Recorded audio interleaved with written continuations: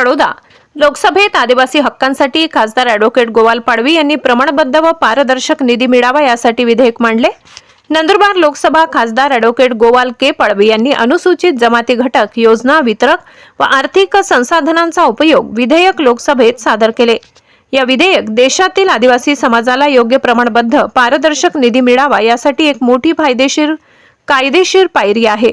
विधेयकाची वैशिष्ट्ये अशी: अनुसूचित जमातींच्या लोकसंख्येनुसार निधीचे वाटप, निधीचा गैरवापर, कमी वाटप व इतर भागात वळविणे थांबविणे, पारदर्शकता, सोशल ऑडिट आणि जबाबदारी निश्चित करणारी यंत्रणा, पंतप्रधानांच्या अध्यक्षतेखाली राष्ट्रीय परिषद स्थापना, आदिवासी भागांसाठी थेट लाभ देणाऱ्या योजना प्राधान्याने मिळाव्यात। हे विधेयक आदिवासी क्षेत्रांच्या विकास, सक्षमीकरण आणि न्यायासाठी एका नव्या युगाची सुरुवात आहे व आदिवासी हक्कांसाठी निर्णायक लढा सुरूच राहणार असल्याचे स्पष्ट केले आहे। लोकशाही हक्क न्यूज चॅनलसाठी प्रदीप चौधरी, संचालक, नवापूर।